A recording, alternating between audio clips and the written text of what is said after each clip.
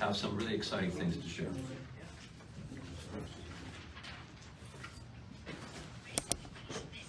Hey everybody,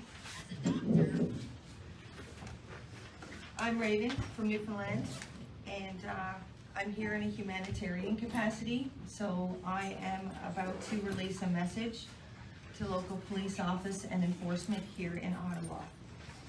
Right now, you have it within you, in your own discretion, to change the future of the entire world. Every one of you as individuals, an individual capacity as a human being, cannot deny how proud you are of these people that stand here in Parliament, because these are your people. You are so much more than the uniforms you wear. You are fathers, sons, mothers, daughters, brothers, and sisters to us all. Are you going to be able to live with yourself if you choose to follow the dictates of a corrupt and criminal, unlawful government who has displayed no respect for law, humanity, or life itself? Or are you going to be the heroes that we believe you really are? Are you going to take a chance on us and allow us, your people, the opportunity to serve and protect the freedoms of your family and your children's families? It is the love of our great nation that has brought us here, and together we stand in the face of unbelievable adversary. With great courage and standing strong, we will peacefully, in unity, through courage, love, overcome these challenges presented by a tyrannical government that has created consistent divide. I am one Canadian amongst an entire world that can evolve into unified together as one, restoring democracy, freedom, and the rule of law. Please, for the love of God, for the love of each other, and for the love of our children, stand with us. This is our message to the law enforcement that's present here in Ottawa. We are appealing to you now because every day there are new challenges that we face, and every day our movement grows and we unify. So we are officially asking the law enforcement and every police presence in Ottawa to stand with the people, because we are here standing for you. Thank you for your time. Amen. Thank you. Amen. Thank you.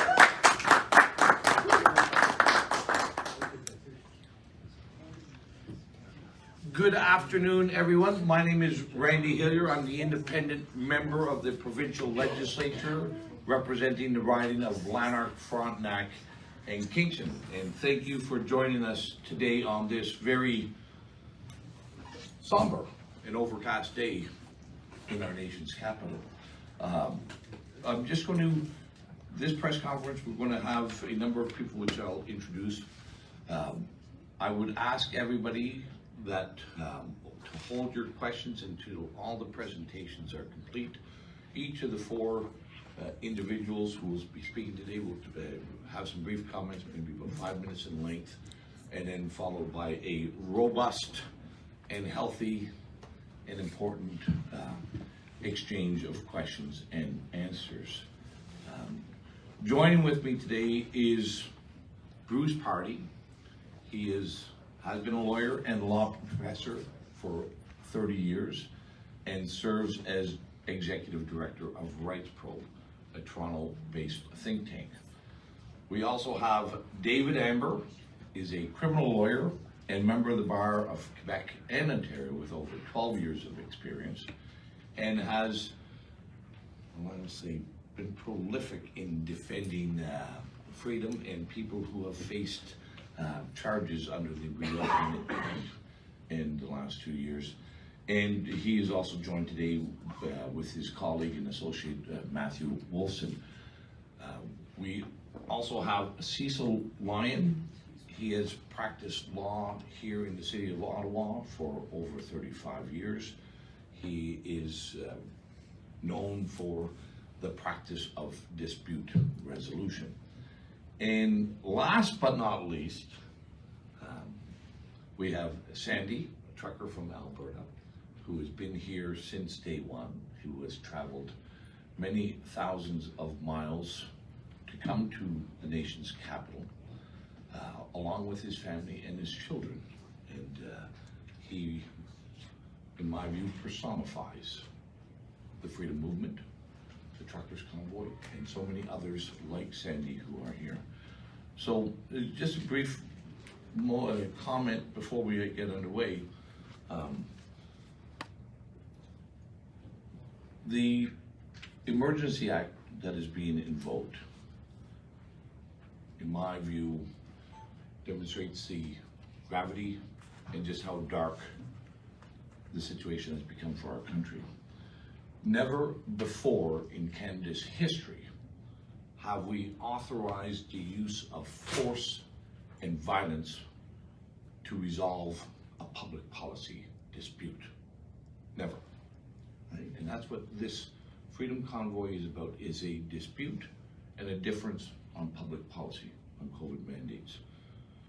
We have invoked the authorities of the Emergency Act on only 3 occasions in our history: during the First World War, the Second World War, and during the FLQ crisis. In each of those cases, it was not just a threat, it was indeed committed acts of violence and an external or internal threat to our country. It wasn't a threat, it was actual actions that were being undertaken. But it was not about a dispute of public policy between the citizens of Canada and our government. The Truckers Convoy, as I've described in the past, not only has delivered hope across the country to Ottawa, delivered hope to our country, it has delivered hope to the world. Justin Trudeau's invoking of the War Measures Act, or the Emergency Act, is an attempt to extinguish this glimmer of hope in this long, dark tunnel of the last 2 years. And I will say this: 2 years ago, our governments took the most heavy-handed, the most extreme approach to deal with an uncertain time. Without cause or care of the consequences of those extreme measures, we instituted lockdowns against an entire society over a respiratory virus. We knew there was going to be harm and consequences from those actions, but our governments did them anyway. And we all know the significant increase in mortality by people who were never at risk of COVID. That's what we did 2 years ago. We swung the very blunt hammer at a small fly. We missed the fly and we caused substantial collateral damage. Justin Trudeau is attempting to swing a very blunt sledgehammer again at a fly of protest on Wellington Street. He will miss that fly once again. The consequences and the collateral damage of his actions will be felt by all Canadians for a long, long time. And I'll end off with this. I'll ask all Canadians, whether they be in Parliament or whether they be on the streets of Ottawa, all Canadians, whether they view themselves as bystanders and spectators to this defining moment in Canadian history, or Canadians who are being asked to implement the enforcement and authorities of the Emergency Act. Do we as Canadians resolve our differences through force and use of force and violence, or do we resolve our differences through peaceful, civil means? That is the question that is put before Canadians today.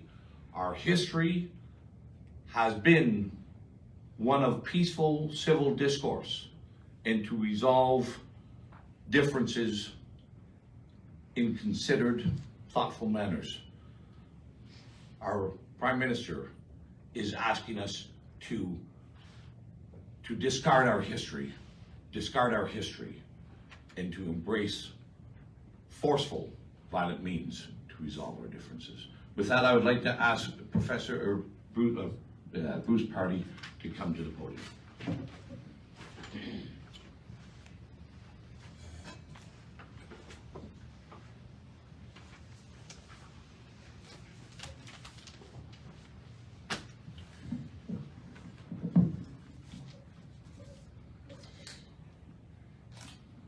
So, when it comes to the Emergencies Act, the emperor has no clothes, is the message I would like to deliver to you.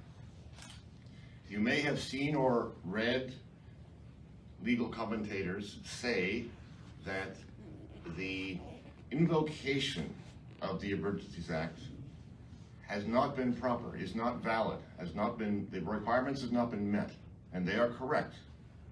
And I want just briefly to explain why that is. I don't want to get too far into the weeds, but I think it's important that we all understand what they're saying and why. So, I want to start with the Emergencies Act itself. It is, as you probably know, a federal statute, an ordinary federal statute that already existed, has existed since 1988. It provides the framework for a government to invoke as long as the requirements in the statute are met. And if those requirements are not met, then nothing else works, nothing else is valid. In other words, the government cannot act in this way unless it has statutory authority, right? So that's the first point. Second point is this. The Emergencies Act provides for 4 different kinds of emergencies: public welfare, public order, international, and war. Now, on this occasion, if you look at the proclamation, the declaration that the government has brought forward, they have chosen a public order emergency. So the other 3 are now out. We're talking about a public order emergency as defined in the Act. So, let's look at the definition. And the words, as is always the case when you're dealing with law, the words matter. The words matter. They define the line between lawful and unlawful. So here's the definition of a public order emergency. It means an emergency that arises from threats to the security of Canada that is so serious as to be a national emergency. Okay. Now, as is so often the case in statutes, you have definitions that have terms that are themselves defined. So one of the requirements of meeting this threshold for a public order emergency is to have a national emergency. What does national emergency mean in the statute? It means this. It means an urgent and critical situation of a temporary nature that is either A or B. And here's A, and I'll tell you B. A is this. A, it seriously endangers the lives, health, or safety of Canadians, and is of such proportions as to exceed the capacity or authority of a province to deal with. That's A. B is seriously threatens the ability of the government to preserve the sovereignty, security, and territorial integrity. Now let's do the 2 choices. It's got to be A or B. And in this case, I'll get to in a minute, the government has chosen A. So forget B. And the final bit of that definition is, and that cannot be effectively dealt with under any other law of Canada. Okay, so we're racking up requirements here. What do we have so far? Number 1, in order to be validly invoked, there has to be a public order emergency that, number 1, threatens the security of Canada. Number 2, seriously endangers the lives, health, and safety of Canadians. Number 3, exceeds the capacity or authority of a province to deal with. And number 4, is not able to be effectively dealt with under any existing laws. If you do not meet all those 4 things, you have not met the threshold of a public order emergency. Now, that's the statute. That's the statute that has existed since 1988. Now we get into what the Trudeau government has actually done. The first thing they did is proclaim, invoke, declare that they were using the Act. And in that proclamation, they have identified, as they are required to do, the emergency they are acting on. How do they describe it? Well, in several parts, but here's the key one. The emergency is activities that are directed toward or in support of threat or use of acts of serious violence. The emergency is serious violence. That's what the government has said,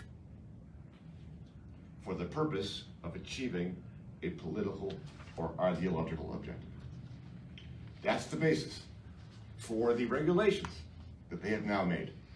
One providing for emergency measures on the ground, and one providing for economic measures, like freezing your bank account. So the question is this: is that a valid invocation of the Act? Well, just this morning, in response to a reporter, the Minister of Public Safety was asked what the basis was, whether or not they had intelligence about the violence or the weapons. Because after all, keep this in mind, there has not been any violence in Ottawa from the Convoy. There has been no violence. And so there must be some kind of evidence that indicates that there's going to be violence, there's going to be a threat of violence, because here again are the words. The words are, in the proclamation, the threat or use of acts of serious violence. In response to the question from the reporter, the minister said that there was no intelligence of the existence or presence of weapons in downtown Ottawa.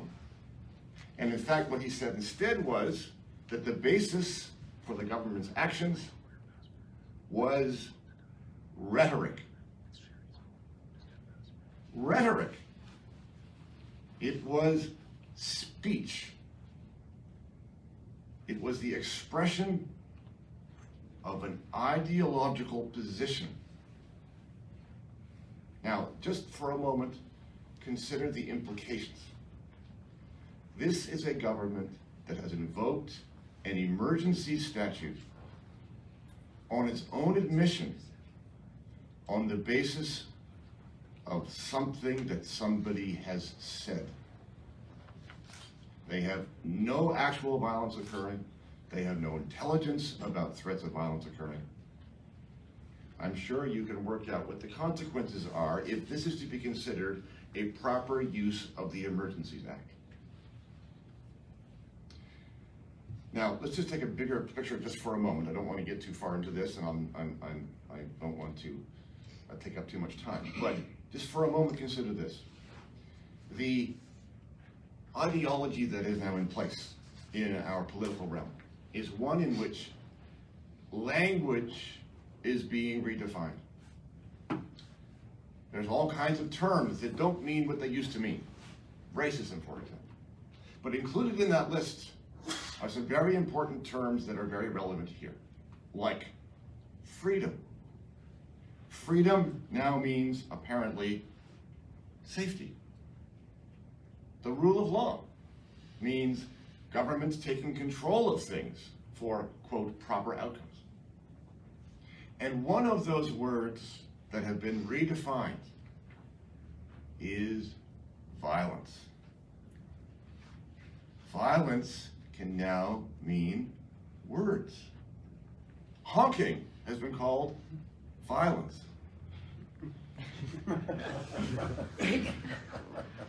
And they now are taking that literally.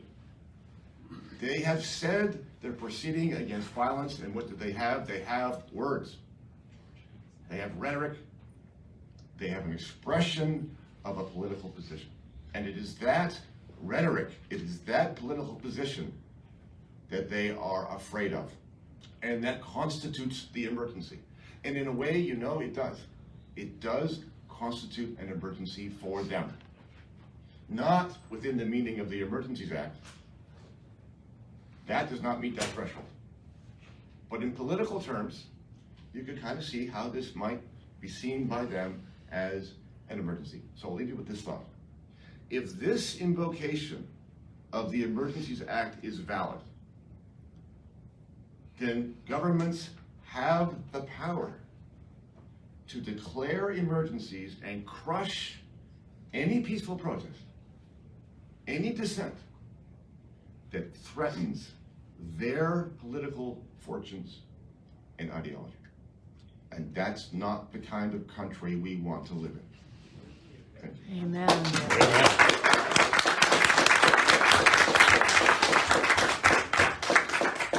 Thank you, Bruce.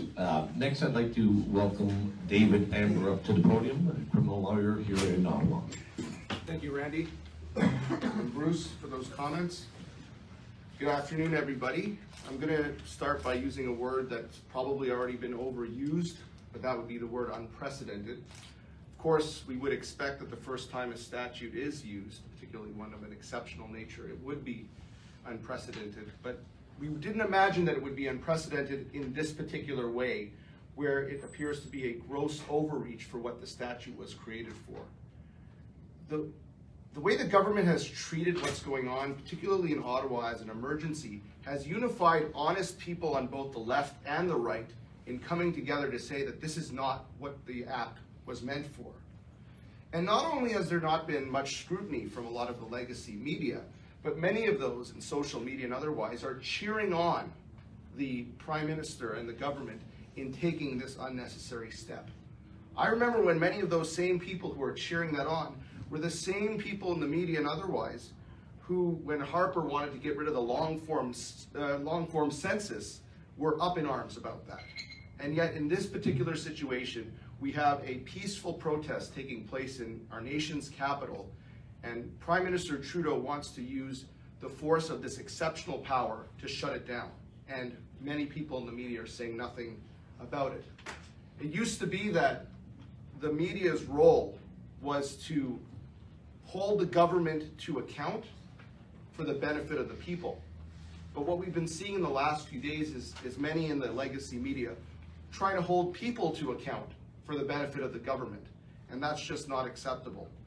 Now, yesterday, here in Ottawa, the police handed out a number of flyers basically saying in no uncertain terms, go home, leave the area. And we know that that's the basis for the invocation of the Emergency Act here. But I wanted to make a few observations about whether or not it requires people to have to leave. Now, I will say that my comments today should not be construed as legal advice. One of the reasons why is that each and every person who may wish to have legal advice has their own unique circumstances and facts that apply to them.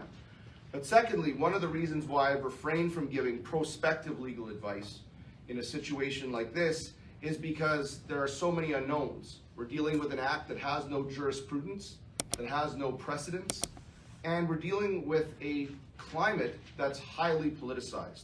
And so I may make some observations on what I think the law should be, reading it, and not just what it should be, but my interpretation of how the law will be interpreted.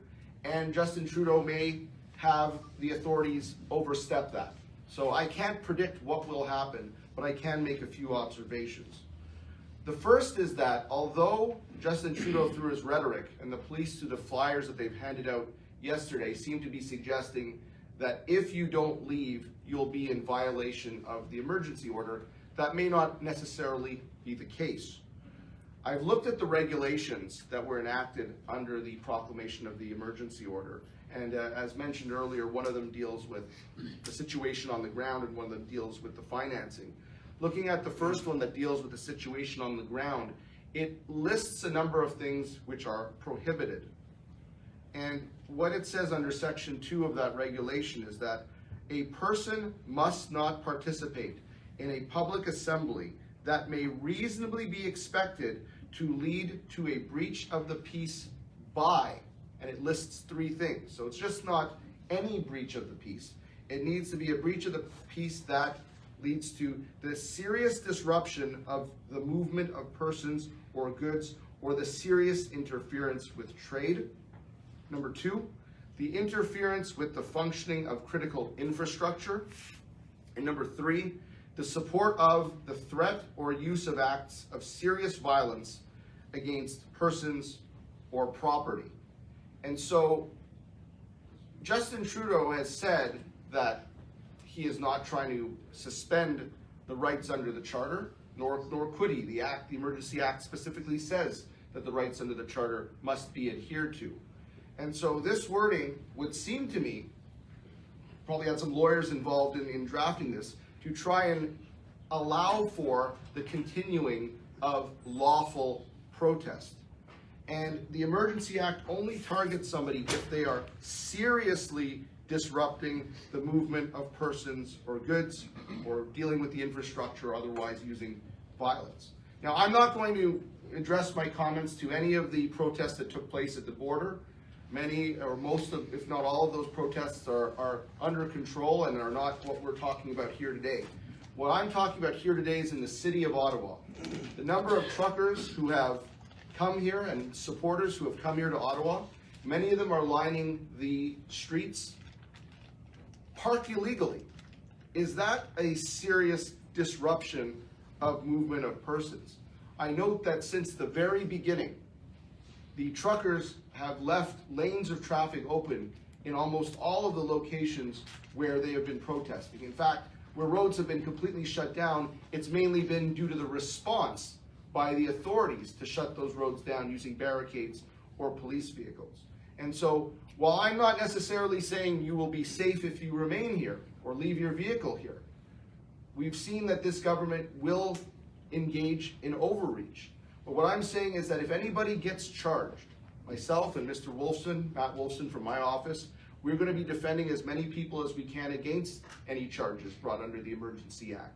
And aside from, as Bruce mentioned, attacking the basis for the act to have even been invoked, we will certainly look closely if a person has actually engaged in the, quote, serious disruption of movement of persons, or the threat or use of serious violence. Because I haven't seen any violence here in Ottawa. I've not seen any interference with the functioning of critical infrastructure. And to the extent that there's been a disruption, it's not been a serious disruption to the movement of persons or goods, but it's been a disruption to Justin Trudeau. And he finds it inconvenient to work in a democracy where people can disrupt his political wishes. And so, again, I cannot predict how the act is going to be enforced, but the mere act of staying to voice your protest and even violating some laws, such as the parking regulations, in my estimation, do not constitute the type of emergency that is referenced in the regulations. I'll be here to answer any questions. I just will say one other thing, since I've been getting so many phone calls about this over the last few days. Many people in the community have donated money in support of the truckers. I don't believe that anyone can say that they did so in bad faith. I think that the truckers were holding positions that were very important, and not just to them, but for all Canadians.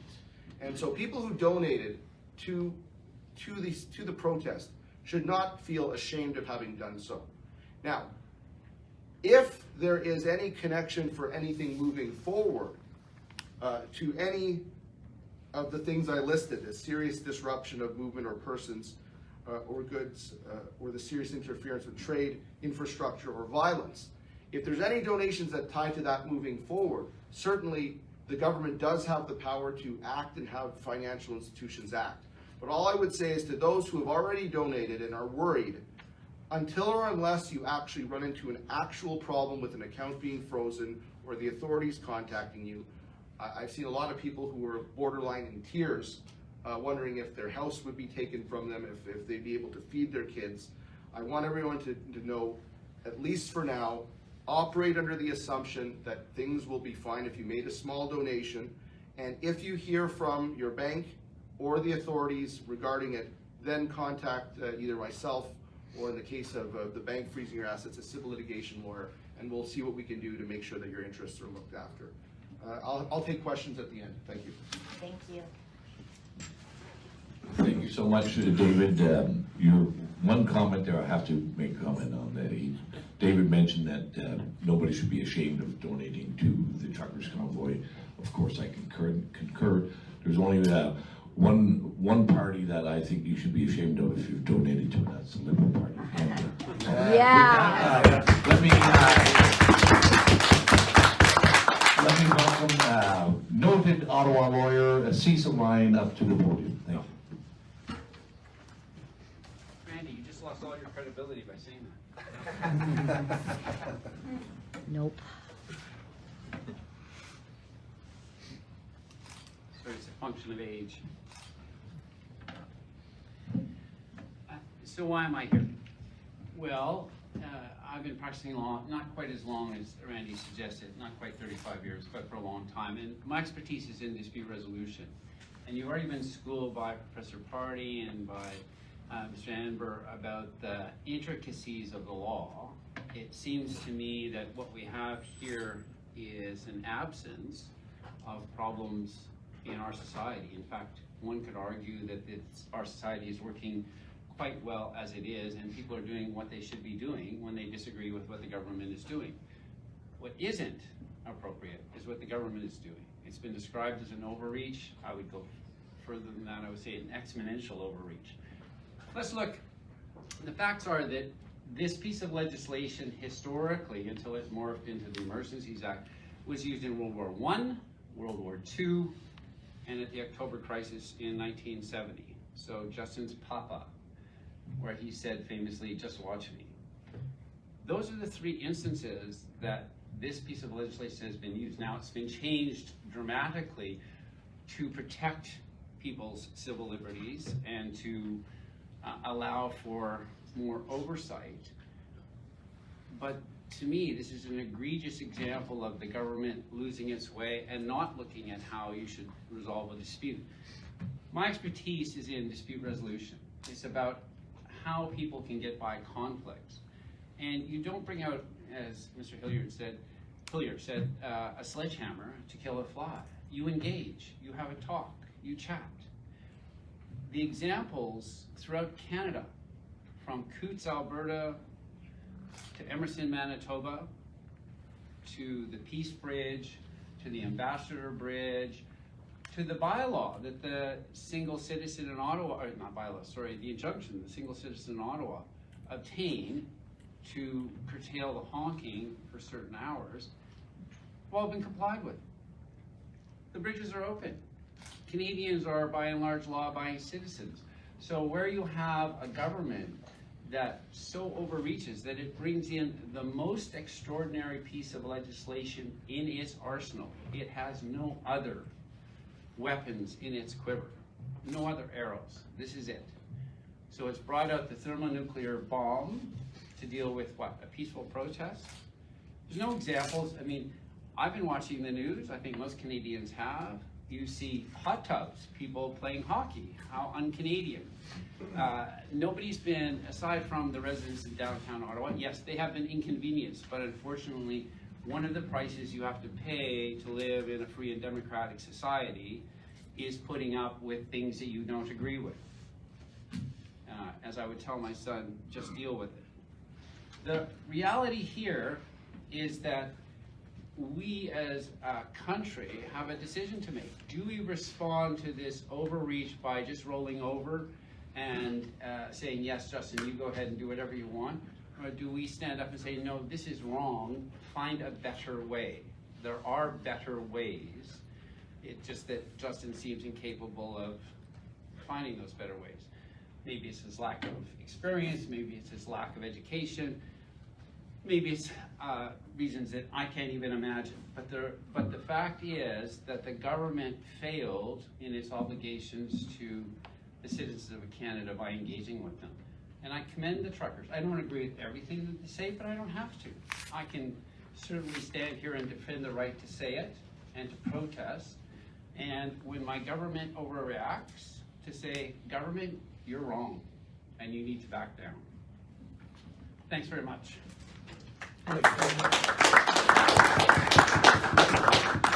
And now, last but not least, thank you, Cecil, is Sandy. If you'd come on up and share with the audience your thoughts today.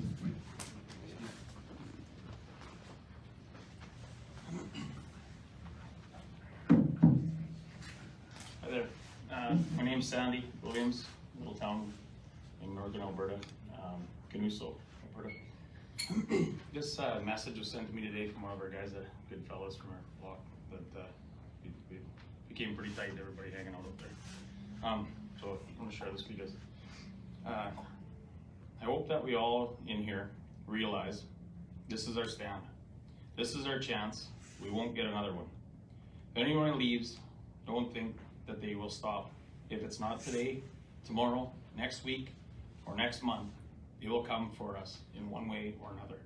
Whatever they can threaten to take from us is not worth having it if our country is not free or our children have to live under a dictatorship.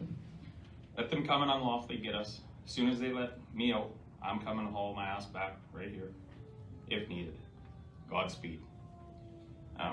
So that today basically is where a lot of us are feeling, everybody that's out there right now. We went through some issues here the last couple days and lots of warfare, psychological, and but it's hardened everybody out there to realize exactly why we're here.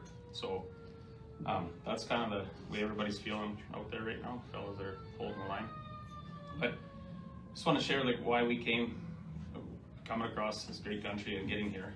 And I guess it come pretty clear as soon as we got here what our mission was, and it was to meet people.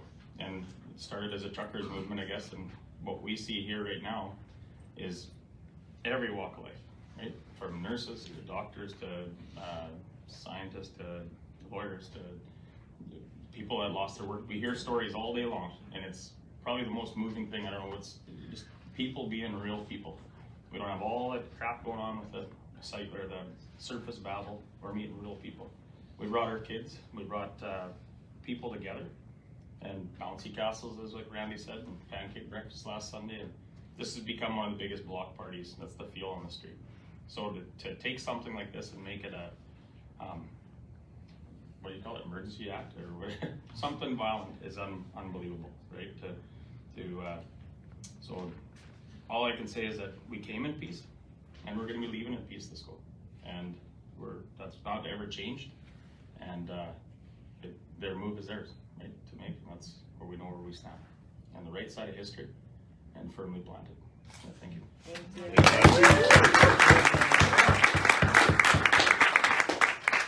Thank you, Sandy. I want everybody I'm going to stand back for a minute, and I want you to take a picture, because this is the picture that threatens Justin Trudeau. This is the picture of violence that necessitates the War Measures Act in Canada. And then we'll take some questions. Thank you, Sandy. What's the smile on my way? Questions, here we have. Yeah, that's actually for Sandy Williams. Sandy, we were listening to the Prime Minister talk this morning. He was using very extreme language towards the people that are at the Freedom Convoy. Can you just tell us like your response and how you feel about being labeled as you and your family and people in bouncy castles as terrorists? Well, yeah, honestly, we don't dive into that. I've been taught a long time ago to stay on the positive side of things, and you look at what you want to be going towards, not getting sucked into. So one way that I can put it is there's an 11-year-old over at our little village we've created over there, and he walked up and said at 11 years old had become a domestic terrorist. We all had a pretty good laugh about it, right? So if that's the face of that, that's where we're at, right? Right here. This is for Mr. Party. Mr. Party, you wrote an article before for the National Post saying that the charter has basically been trampled on since COVID came to town. What can Canadians expect in terms of the government, the House, actually following protocols to invoke this measure now, since they haven't been following any of the rules anyways? Right, so If in fact what I've said is correct, that the threshold for invoking the act hasn't been met, that doesn't mean that things will stop unless and until somebody goes to a court to say that very thing. It'll just carry on, because frankly, what I've said is an opinion. And on the other side are going to be other opinions that think, yeah, we have. So we're going to carry on. So the court gets the last word on this. The court will take those words that I cited to you and will apply those words to the facts. And those facts will consist in part of what the government has to offer in terms of what's actually happening. And if all the government has to offer, as I suggested, is words, rhetoric, and not actual serious violence, well then I would like to think that the court will conclude that the threshold has not been met, and therefore everything that has happened pursuant to the statute will be void, invalid. Now, keep in mind that what I've just described has nothing itself to do with the charter. The statute has its own requirements, and the first thing is whether or not those requirements have been met. Now, even if they have been met, then we get to a second question about whether or not the measures put in place are consistent with the charter. That's an additional extra case that has to be argued. And I'm sure that it will be. I would expect that case to be brought to a court to see just that. Does that answer the question? Yes. Question here. Yeah, this is Jim Torma for Steel Truth. Go ahead. Go ahead, Ann. Yes, this is Dr. Graves, and I am a physician in the heartland of America.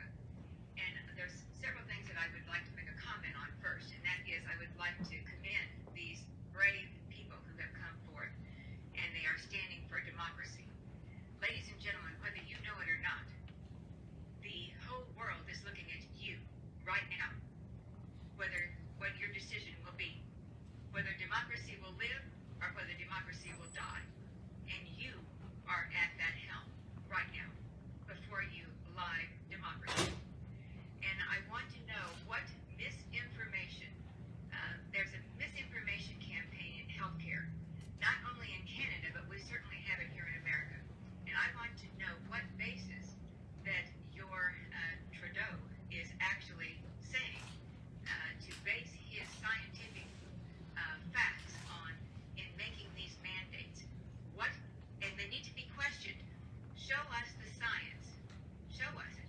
I continually am asked, where is the science in mandating a mask when a coronavirus is 0.125 microns and the masks don't actually filter anything less than 0.3?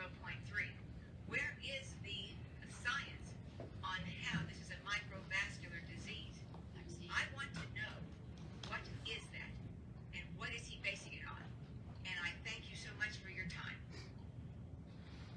Well, thank you for your comments. I think, I don't know if there's anybody is willing or able or to actually address some of the stuff you said. I want to thank you for the kind words.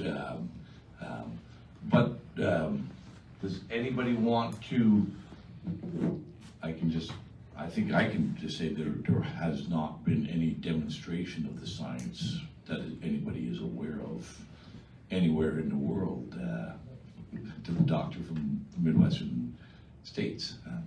Anybody have any further comments on it? Well, I'll say one thing, Randy. One general point is that people keep saying, follow the science, follow the science. For the longest time, this has not been an issue of science. This has been an issue of setting priorities. Governments that have been making decisions had to take into consideration a number of things, including the science, but also the economy, the health and well-being, the mental health and well-being of the citizenry, a bunch of different factors, democratic concerns, rights-based concerns. And so when Doug Ford or Justin Trudeau or any premier says follow the science and basically abdicates its role to the decisions of non-elected health officials, it's not an issue about not following the science. It's an issue that our leaders have chosen to abdicate their role in setting priorities. I have a question for the lawyer there that was just speaking. Yeah. I'm an individual, Sean Zimmer from Winnipeg. I have my bank account frozen. I've been bringing funds in to help feed families and keep just rent Airbnbs. So I have no worries. We have many ways to go around that. But the individuals watching who are having bank accounts frozen that are letting that fear in and are worried, what would you suggest? Do you have any contact information of where they should go and who to speak to on such? I'm just going to try to reiterate the question for everybody that may be watching online. Absolutely.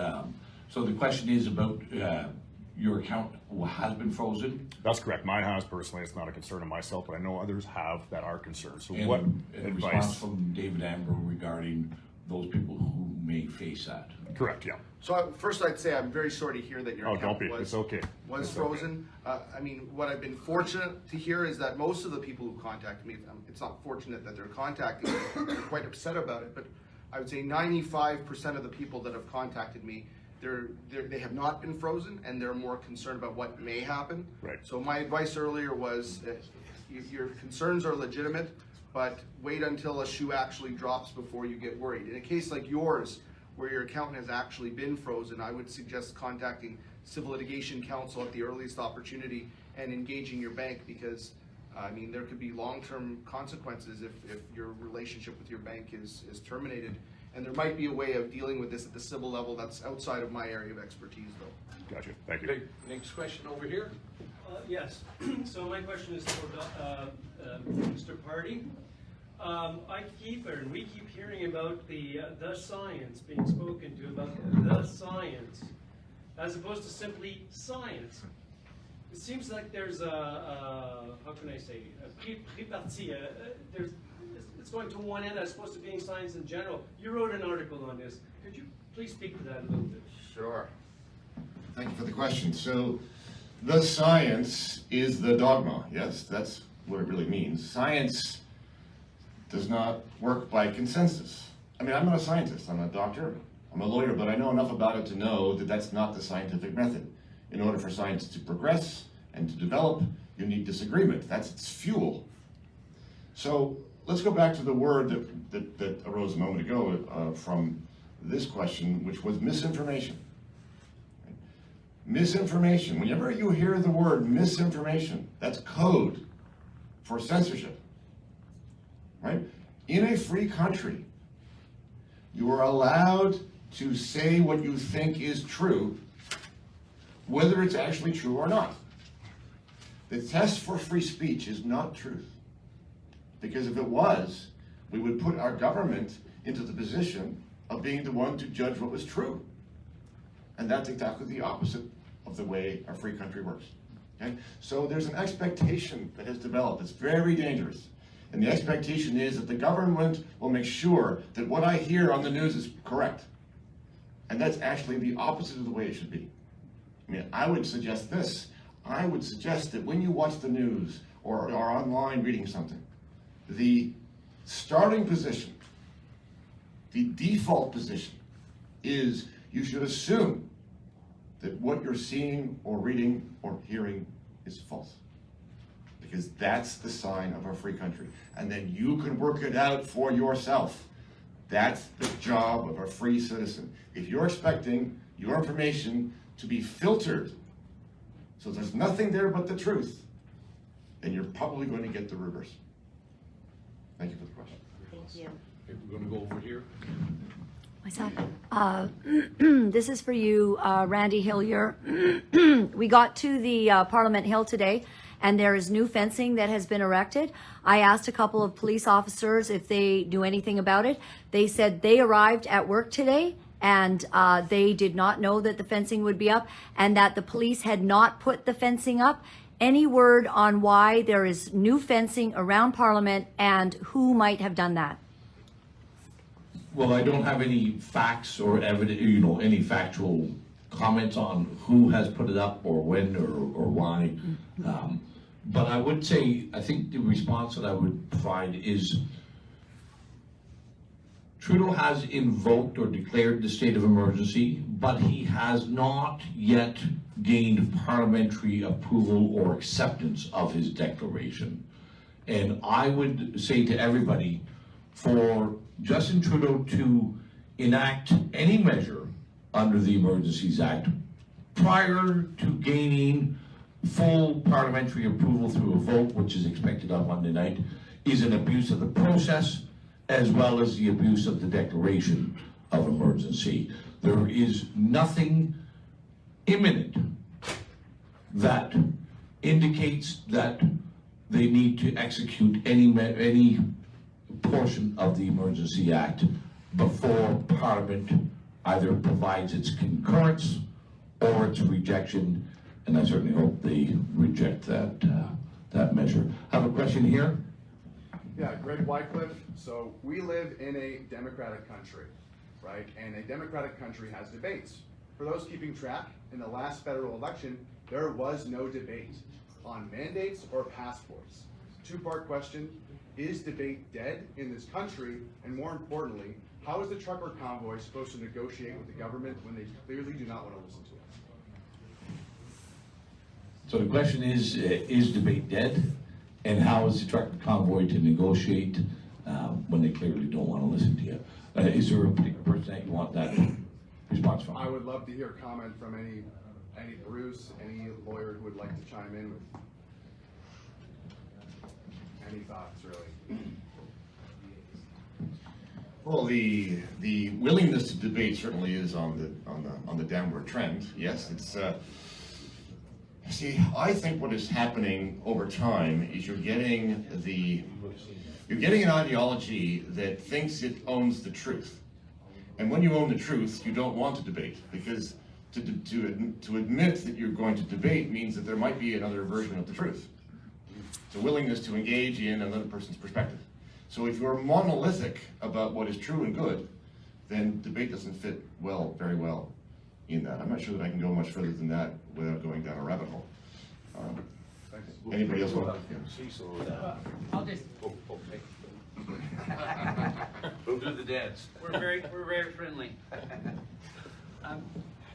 It's a really good question. I, as just a regular citizen, ask that of myself frequently. People don't debate anymore. People don't engage anymore. People just talk at each other. And when you have a federal government that, as Professor Carty said, owns the truth, there's no incentive. You can't bring people to the table who have an unshakable belief in what they're doing. And you know, of course, there are lots of theories about why it is they're doing it, to maintain, you know, elites and that sort of thing. But in a dispute where people have differences, unless you can bring them together and find some commonality, I mean, a good starting point would be Canadians who like to talk to each other, then you're not going to get anywhere. I'm not very good at telling jokes, but my favorite Canadian joke is this. How do you get 20 Canadians out of a swimming pool? Just ask. Right? We are a compliant lot by and large, and if you look at the history, I mean, we have, unfortunately, the experience in the United States on January 6th of last year. That's not Canada. We don't do that. And I'll just bring back to the comment about the science. There is no one right answer. You can go to Denmark, you can go to Sweden, you can go to the United Kingdom, you can now go to Saskatchewan and get differing views about how to deal with this. You have a prime minister who's doubled down on how he wants to handle it without really engaging with the citizens, and unfortunately, that's going to lead to an intractable dispute because no one's going to talk. Thank you, Cecil. We're going to have Matthew just respond quickly to that as well. Hold the microphone up close so everybody can hear. Yes, thank you, Randy. As mentioned, my name's Matthew Wilson, and I'm an associate of David Amber. I haven't had a speech that I've prepared today, but I'd just like to supplement some comments that have been made by everyone here. And no, debate is not dead. The fact that we're all here and the fact that we're speaking about this is testament to the breath of life that we've given it. It continues, but it is under threat, and it is under threat, we know, because we have a head of government who has shown a lack of commitment to it. As has been pointed out, he will not sit down with people to even understand what their objectives are when they have the temerity to show up at the nation's capital and protest the direction this country has been going. I've had an opportunity to read the regulation recently made under the Emergencies Act, and as Mr. Amber has discussed, there is a prohibition on public assembly that may reasonably be expected to lead to a breach of the peace. It is the first provision in this regulation after the definition section. I would argue it is the priority and the thrust of this regulation. And that prohibition on participation and attendance at this assembly is quite broad, quite vague. It gives the government a very large reach and a wide net to cast. It does not circumscribe where people are expected, where people are allowed to be and where they are not allowed to be. That, in and of itself, is a deterrent to people who wish to come to this protest. The last provision sets out criminal penalties for taking part in that sort of assembly. And that will have a chilling effect, and I think that speaks to the threat that currently exists on debate in this country, particularly with respect to this pandemic and the science behind it.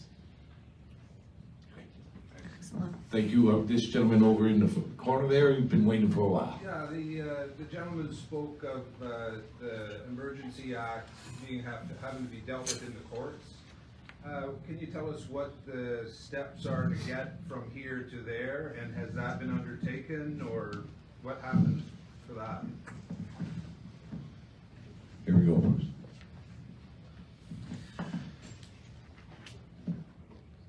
Whether and how far along somebody is with that enterprise, I couldn't tell you, because they would be acting probably on their own.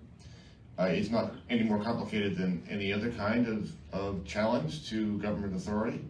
You need to find a plaintiff or an applicant, you need to find a lawyer, you need to file some papers, and away you go. Now, the difficulty is that to actually get to a final hearing takes some time, and probably too long. So what probably will have to happen in the meantime is you'll have to apply for an injunction.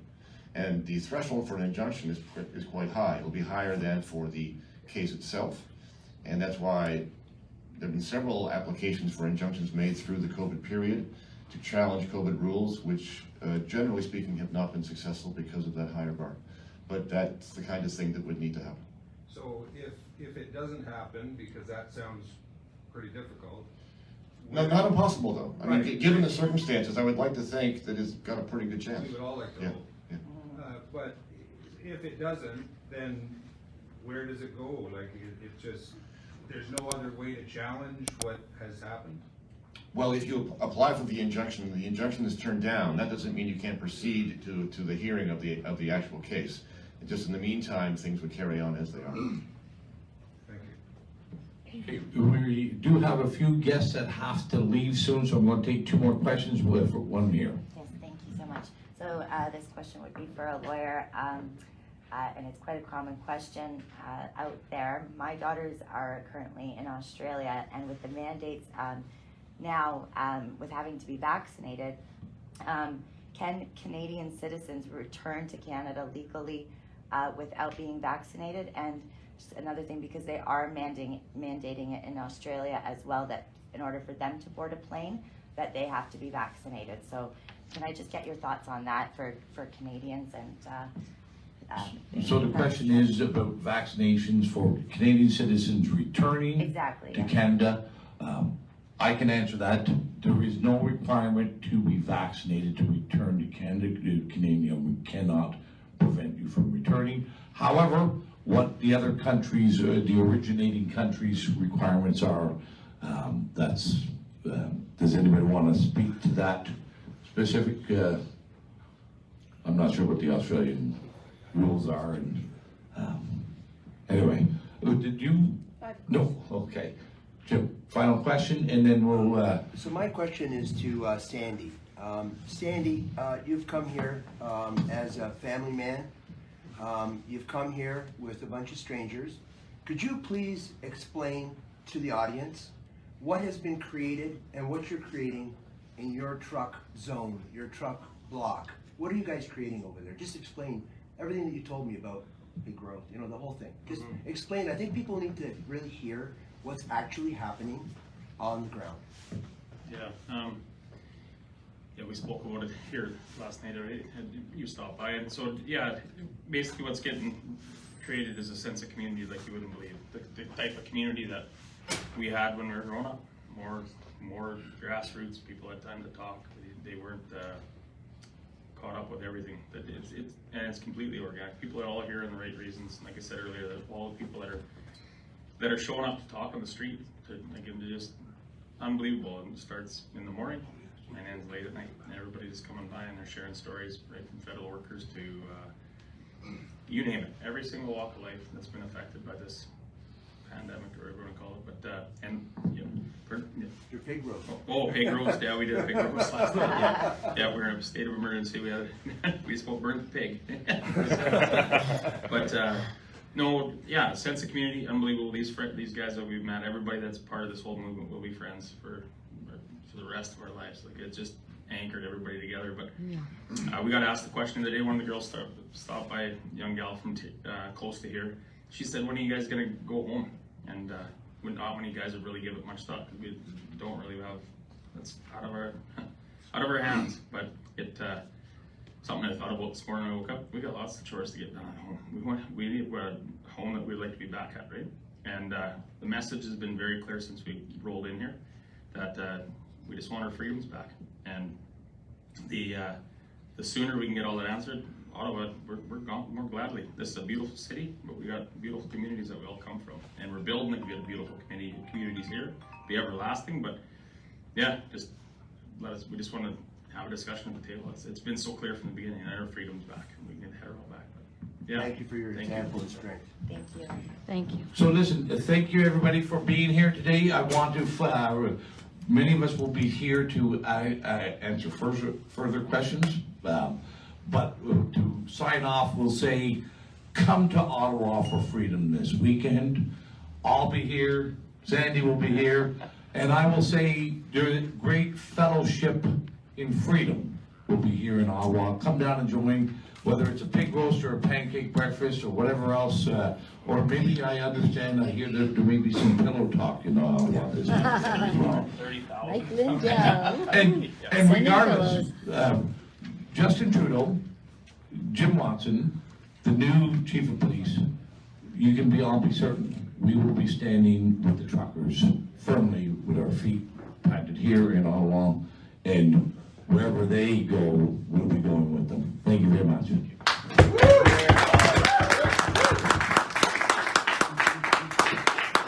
Live from Ottawa, press conference. Over and out, everyone. God bless. Hold the line.